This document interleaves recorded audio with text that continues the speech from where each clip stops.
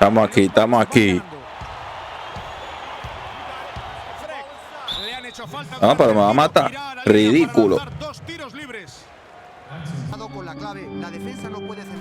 Buenísima, buenísima. Coño, así, no joda, no, está ahí mi, buenísima. Vamos, vamos, vamos. Y ese, oh, pero ¿y ese coco? ¿Lo metió? Dale, ven, vamos, vamos, que tenemos que meter punto aquí en el primer partido. Tenemos que lucirnos. Tenemos que lucirnos. Aliu, aliu.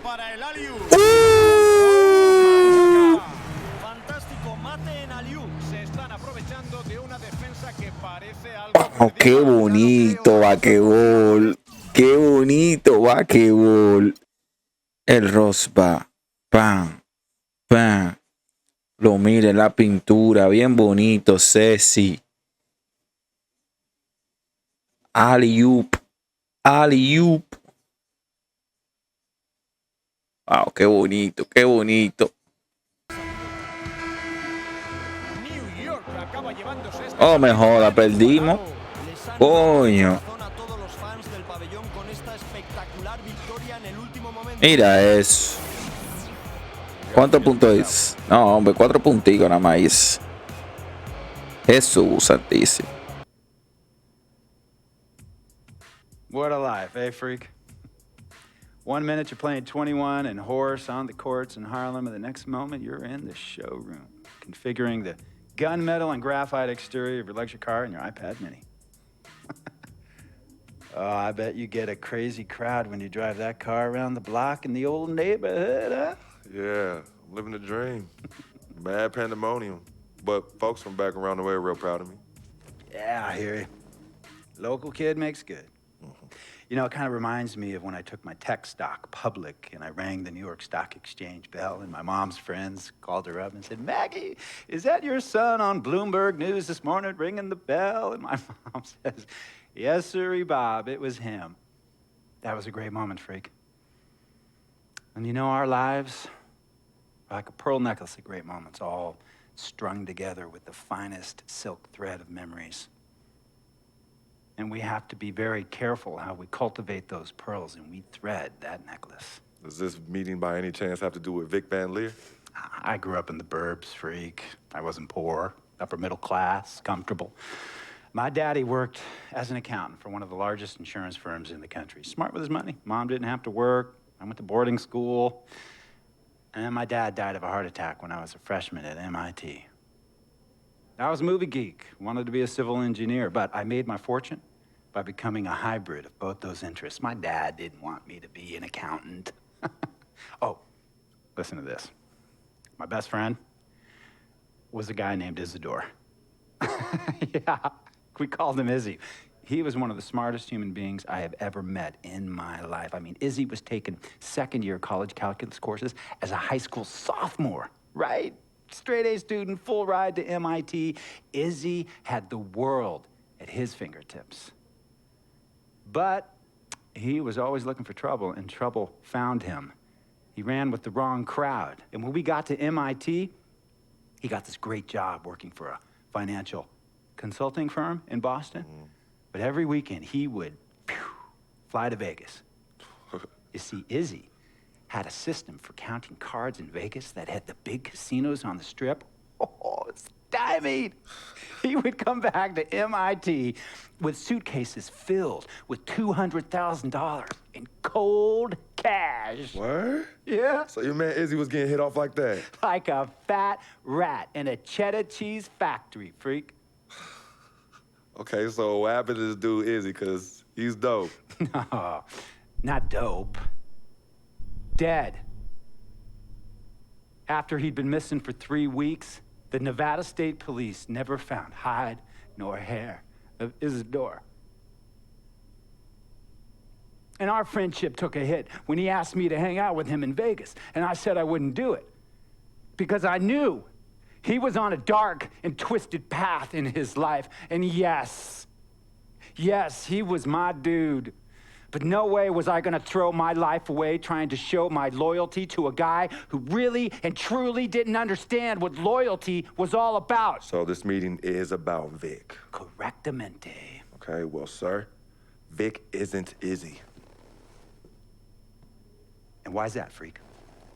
Well, for one thing, you and your dead friend Izzy didn't grow up poor. Me and Vic grew up in a neighborhood where we had to look over our shoulder every 2 seconds to make sure nobody was going to walk up on us and rob us. True. Izzy and I did not grow up in the hood.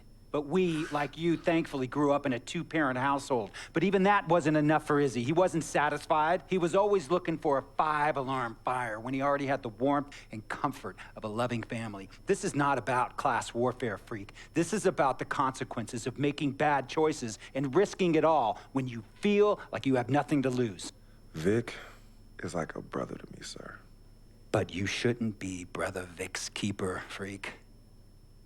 Would a brother go looking for trouble and put your career and your livelihood at risk by getting into fights at nightclubs and seedy after-hour joints and then scream to the media, yeah, it's all good, I'm an FOF, friendo freak. It's all misunderstanding. Y'all be haters, don't hate my game. I don't think a brother would do that to someone they really cared about, but a guy who looked at you like a meal ticket would. No. See, you don't understand Vic. Really? I don't understand. No.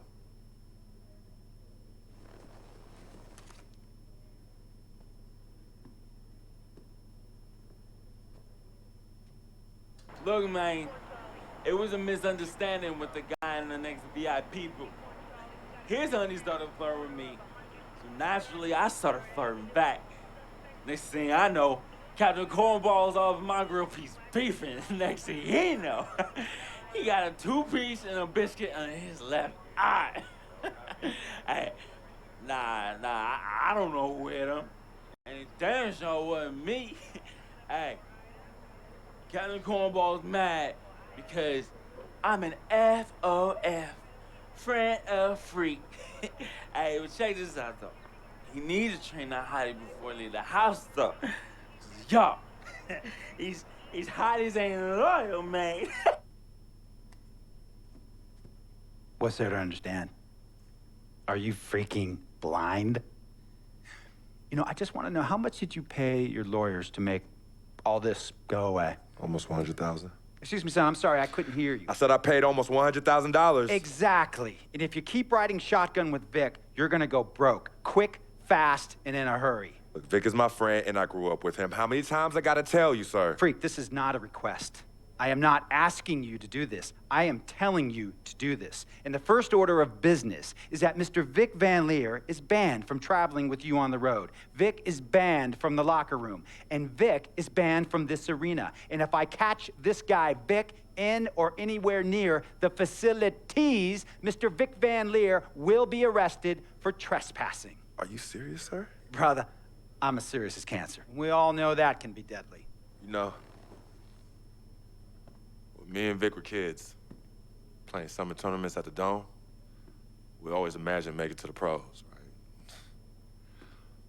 And after the crowds left, just a street light was on the court, like 11:30, 12 midnight, even 1 in the morning sometimes. We used to practice player introductions, running on the court, giving dap, high-fiving the teammates. Vic, he would act as an announcer. You know, he would introduce me, announce my name on the loudspeaker, and the Jumbotron would flash my image like a little guy dressed in long shorts and a jersey. And now, fresh off his 3-game, 62-point scoring streak, the youngest player to ever do so in NBA history, Frequency Vibrations.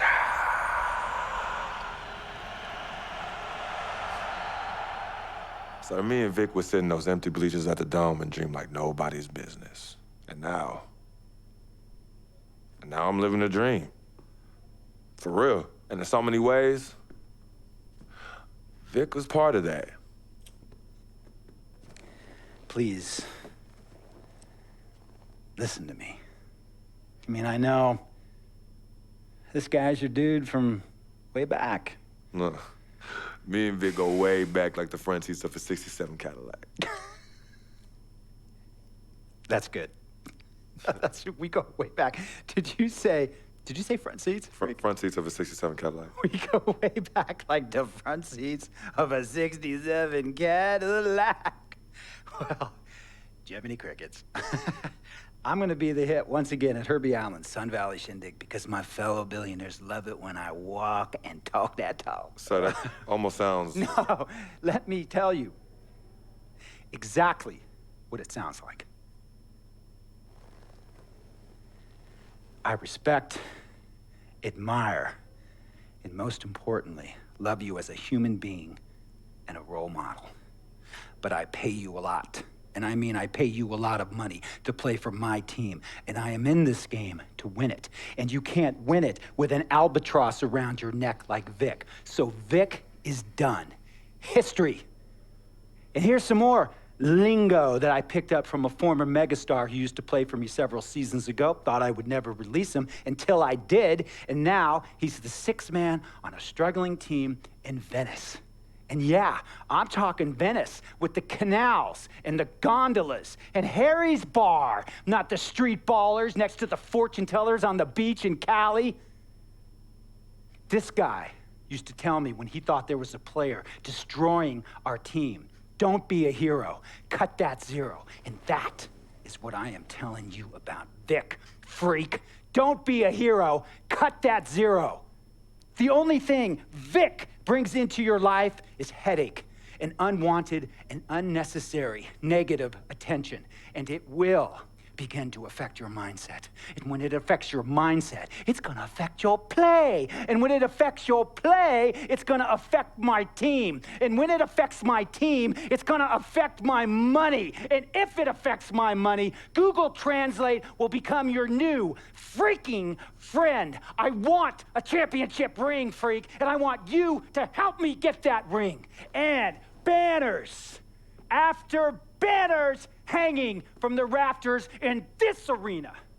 So, freak, hear me clearly and hear me good. V, G, Vic, gotta go!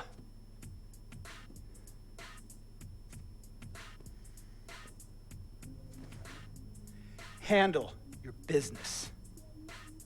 And remember, that contract you signed contains a morality clause, a very important clause that revolves around your conduct on and off the court, and how it can negatively impact my team.